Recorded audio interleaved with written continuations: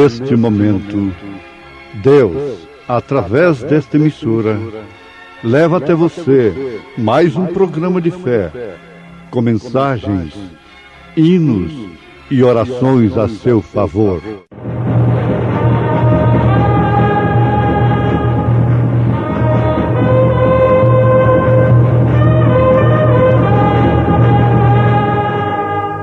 Fé para vencer.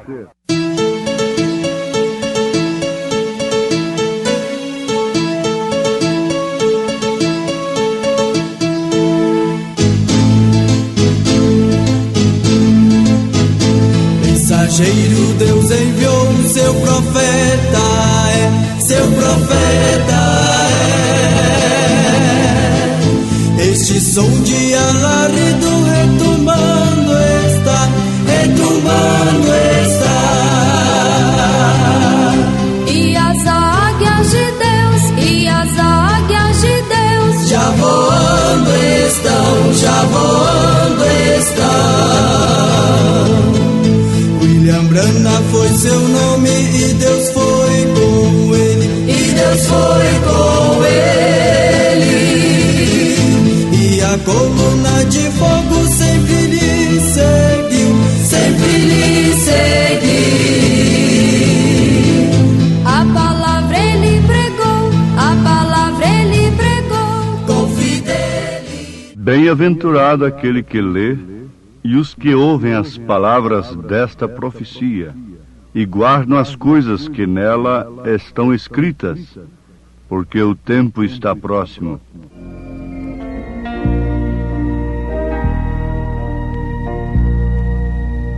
Breve vem o grande dia em que lutas pintarão.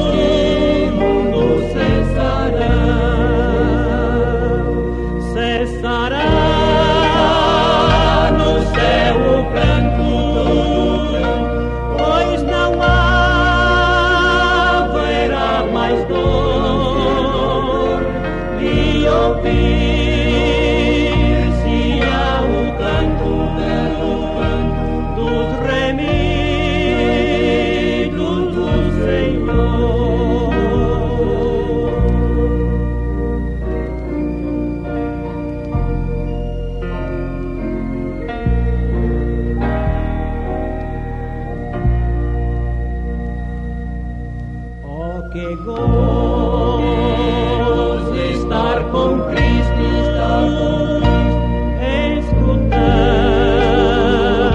a sua voz. Eu almejo hoje isto e segui-lo sempre após. Cessará no céu o pranto, pois não haverá mais dor, e ouvir-se-á o canto dos remidos do Senhor.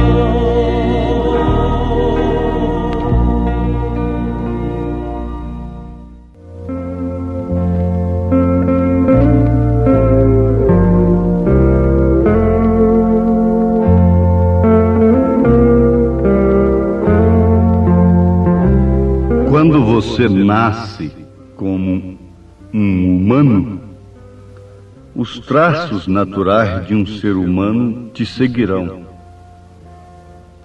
Você não irá morar em uma árvore, tentar voar com seus braços como se fosse um pássaro, entendendo que aquilo são duas asas, ou algo assim. Os atos normais de um ser humano são reconhecidos com bom senso que aquilo combina perfeitamente com o senso humano. Os atos normais de um ser humano seria trabalhar, casar-se, ter uma família e fazer estas coisas. Isto é natural. Seres humanos normais. Porque você nasceu humano, dotado de instintos humanos, sentidos humanos, e por isso vive como um humano. Então, quando você é um cristão, nascido no Espírito de Deus, você naturalmente toma os atributos de Cristo e tem atos normais de um cristão. Assim como você tem atos normais de uma pessoa humana, você terá também atos normais de um cristão. Agora, para sermos filhos de Deus, é necessário que nascemos no Espírito de Deus, o que significa o novo nascimento. Todos somos criaturas de Deus, mas nem todos somos filhos de Deus. A Bíblia nos mostra isto, e o mundo está testificando. As atitudes, as maneiras dos homens e das mulheres procederem, testificam que de fato isto é verdade, que somente uma pessoa nascida no Espírito de Deus tem atitudes de cristãos. Podemos ser educados, termos formalidades, ética social, tudo mais. Mas isso ainda não quer dizer novo nascimento. Isso não quer dizer cristão. Mesmo os atos normais de um ser humano estão mostrando que o homem tem perdido a sua mente, bem como a mulher também. O pudor é coisa que é chamada já era, entre aspas. Mas isto prova que as pessoas têm perdido o verdadeiro senso de um ser humano. Porque é humano tentar se cobrir, se vestir. E algum tempo atrás, se uma pessoa tentasse se despir, ela seria levada para o manicômio.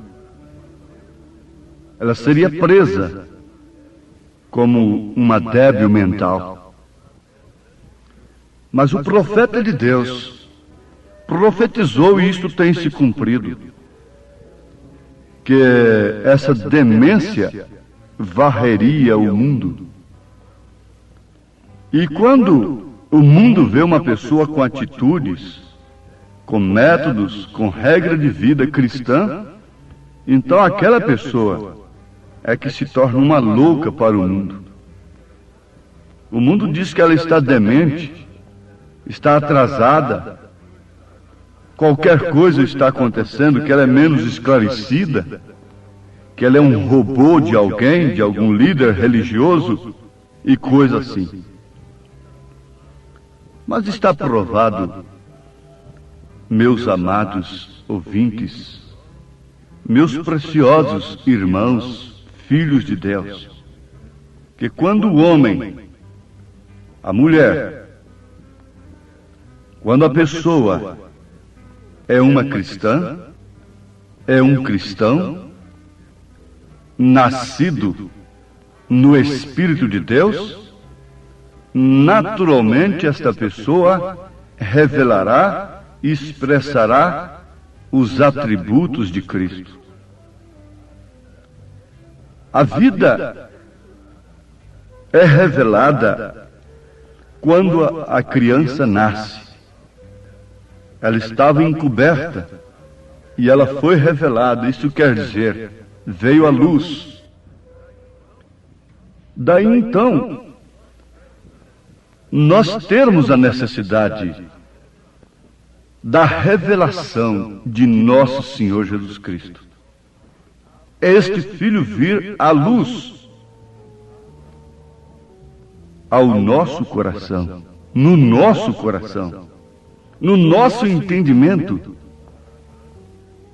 Para tanto seria necessário um profeta, o qual Deus pudesse usar na revelação do único livro que foi o próprio Senhor Jesus Cristo quem escreveu através de um escriba chamado João, o apóstolo São João, considerado o apóstolo do amor, o divino.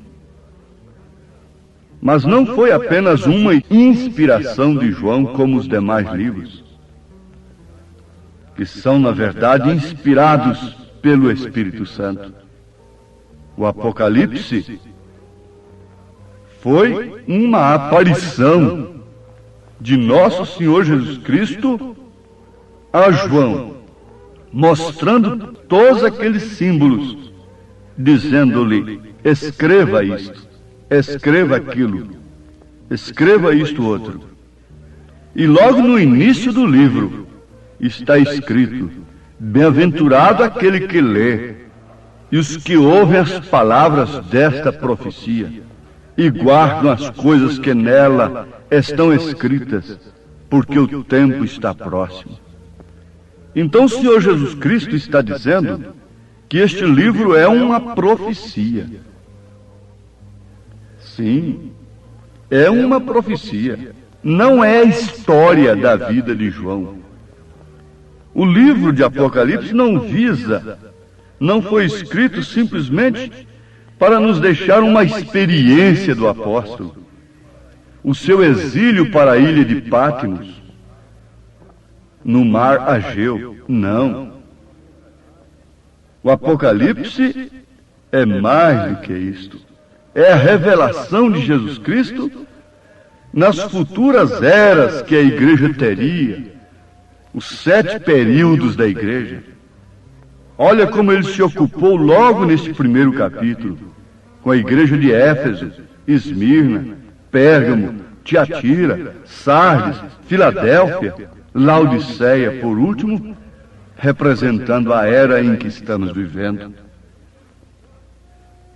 Então, é uma profecia, o Apocalipse, do que aconteceria com a igreja de nosso Senhor Jesus Cristo durante os seus 7 períodos. Seria a manifestação do Cordeiro com 7 pontas, com 7 olhos, com 7 espíritos, que seriam 7 mensageiros enviados respectivamente em cada era. Então está aí, é uma profecia o livro. Desde que é uma profecia, então necessita-se de um profeta. Porque somente um profeta pode profetizar, pode revelar uma profecia. Considerando que Apocalipse é uma palavra grega, que vem do grego, que quer dizer tirando o véu. Então, necessita-se de um profeta profetizado nesta mesma profecia, neste mesmo Apocalipse, nesta revelação. Apocalipse capítulo 10, versículo 7, fala que nos dias do 7º anjo, o mistério de Deus seria cumprido. Cumprido quer dizer revelado, mostrado. Quando as promessas, quando a profecia que uma virgem conceberia se cumpriu, o Filho de Deus se revelou ao mundo. A Virgem concebeu, então aquilo se cumpriu. Aquele mistério se cumpriu. Agora em Apocalipse 10 está dizendo que nos dias do sétimo anjo se cumpriria o segredo de Deus, o mistério de Deus, essas profecias. O livro da profecia seria aberto e ele compreende todas as Escrituras. Ele vai mais além do que isto. Mas o conhecimento teórico apenas destas coisas não resolve.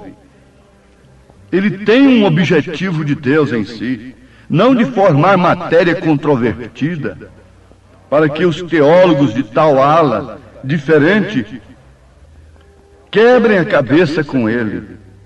Isto é ousadia. Isso é como esquiar em cima de gelo fino. Isto seria somente para um profeta, pois se trata de uma profecia e não poderia ser nunca uma matéria controvertida, desde que os homens reconhecessem a verdade sobre o assunto. Isto não é para nós, isto é para quem Deus enviar. Não é para um mais sábio, um mais entendido, para um escritor daqui chocar com o outro dali acerca do Apocalipse, porque nenhum deles combina, embora respeitam-se mutuamente pareceres conforme seus acordos dogmáticos. Mas vamos lembrar mais uma vez o significado desta palavra que vem do grego, revelação. É Apocalipse. Quer dizer, tirando o véu. Tirar o véu ilustra perfeitamente. Pode ser ilustrado através daquele espetáculo que um escultor promove, mostrando a sua obra esculpida, expondo-a aos espectadores. Aquela obra fica coberta. Depois de terminada, ela fica coberta. A obra foi consumada, mas ficou encoberta, portanto, aos olhos dos homens. Mas quando chega o determinado dia de ser revelada aquela obra, então é um descobrimento. Tira-se aquilo que está cobrindo, revelando o que previamente estava escondido. Graças te dou, ó Pai, Senhor dos céus e da terra, porque escondeste estas coisas aos sábios entendidos e as revelaste aos pequeninos. Esta oração é de Jesus Cristo, o próprio autor do livro. Agora, o descobrimento não é somente a revelação da pessoa de Cristo, porque você nunca chamaria Jesus Cristo de segunda pessoa se você pudesse ter esta revelação de Cristo, de quem é Jesus. Nesse livro da profecia ele diz: eu sou o Alfa e sou o Ômega. O que quer dizer o princípio e o fim, o primeiro e o último. Ele nunca se identificou como segundo, embora sujeitando-se a este ofício de filho. Deus, em forma de Deus, humilhou-se até a morte, e morte de cruz, mas nunca ele disse: eu sou a segunda pessoa. Ele diz: eu e o Pai somos um. São João capítulo 10, versículo 30. E se você ler alguns versículos antes do versículo 30 de São João 10, você vai constatar que as ovelhas que estão nas mãos de Jesus estão nas mãos do Pai. É a pessoa de Cristo, mas isso não é suficiente. Nós temos aí os unicistas, tão separados de Deus quanto os trinitarianos. Isso não é o bastante. Mas a revelação de suas obras durante todas as eras, era por era, nos mostraria o mal que assolou a era passada, nos mostraria a mensagem que deu vida naquela era para os crentes verdadeiros. mas não nos deixaria também inércios, acomodados e descansados somente naquilo que Deus fez na era passada, esperando como alimento o maná de ontem. Não. Se tivermos a revelação das eras, nós não vamos satisfazer somente com aquilo que Lutero realizou, pregou, nem tampouco somente com o que Wesley fez, ensinou, muito menos com os dons espirituais. Nós chegaremos a este novo nascimento, que é dar à luz o Filho. É a vida do crente, da igreja, como a obra máxima que está escondida ao mundo, sendo revelada. Jesus foi revelado ao mundo, mas quem pôde vê-lo? Quanto mais sábio acerca de Deus, menos puderam contemplá-lo como Deus. Disseram que ele tinha era Belzebu. Quanto mais simples, tu és o Cristo, o Filho de Deus vivo. Então, qual é a obra do Senhor Jesus Cristo durante as eras? É compor para si, gerar para si durante esses períodos um corpo de crentes que é chamado esposa do Cordeiro. Uma igreja que descansa não em poder humano, mas uma igreja que viesse estar estabelecida sobre a revelação. Por isso que ele disse a Pedro: as portas do inferno não prevalecerão contra ela. Isto não quer dizer que ele estava edificando uma igreja sobre Pedro e nem sobre sua própria pessoa, mas sobre a revelação de sua pessoa. Sobre a revelação de sua palavra é que a igreja é estabelecida, é edificada. É sobre o poder de Deus, vindo os ventos, as tempestades, as portas do inferno abrindo. Para enganá-la, não prevalecem contra ela, porque ela está edificada na revelação do Senhor Jesus Cristo.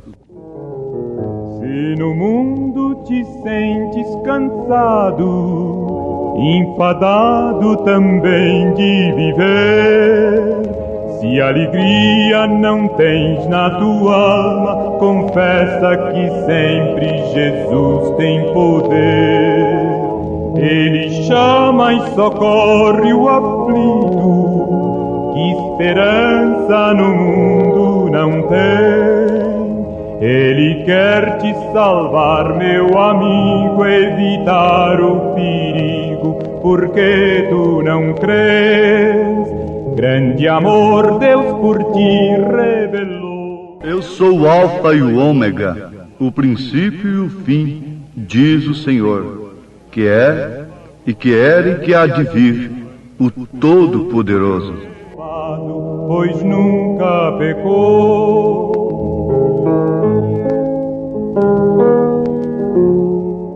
Isso nos fala do poder salvador de Jesus Cristo, mas também nos fala do seu poder de nos sustentar como salvos, sem precisarmos, sem necessitarmos do lenitivo carnal mundano que Satanás tem oferecido para os homens. Ele manifesta o seu poder arrebatador, vindo buscar esta igreja que está estabelecida sobre a revelação de sua palavra. Deus te abençoe, ouvinte amado, que crê de coração nesta mensagem, em nome de Jesus Cristo. Amém.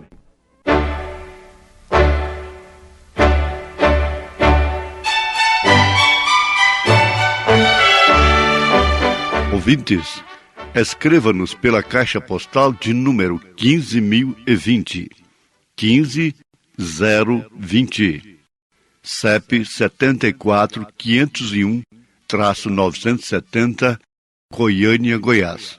O nosso endereço na internet é www.apalavraoriginal.org.br. Volte a nos ouvir amanhã novamente, neste mesmo horário, nesta emissora, se o Senhor nos permitir, Com fé no Filho de Deus, a fé que vence o mundo.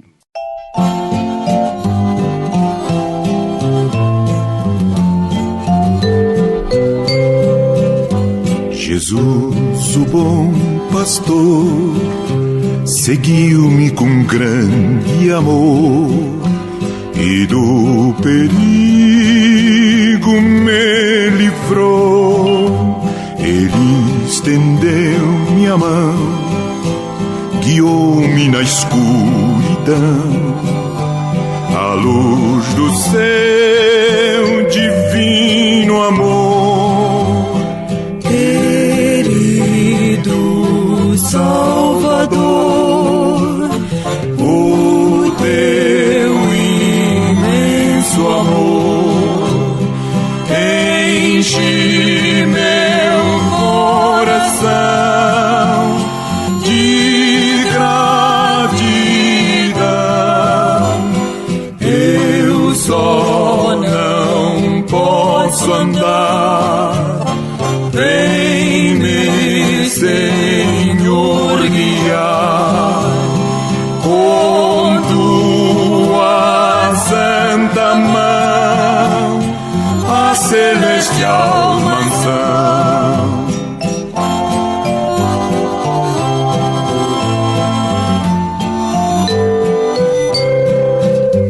Andando com Jesus, cercado por sua luz, o mundo perde a atração.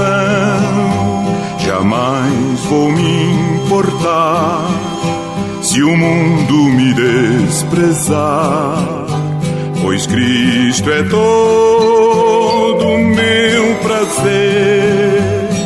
Querido Salvador, o teu imenso amor enche meu coração de gratidão. Eu só não posso andar, vem-me, Senhor, guiar com tua santa mão a celestial mansão.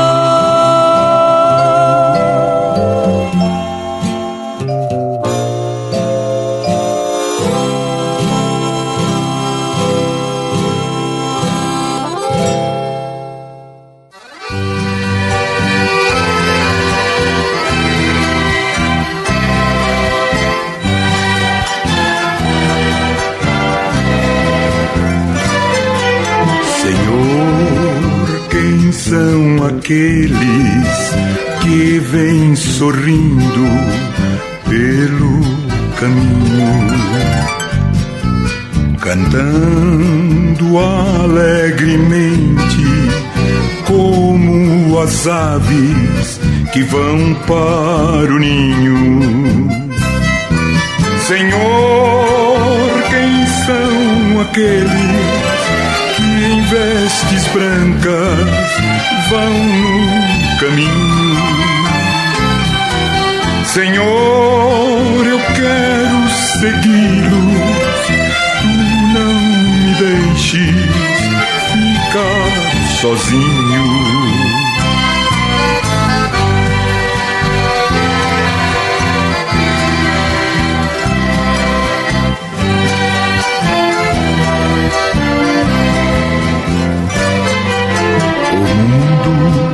Já não me serve, a minha alma está soluçando.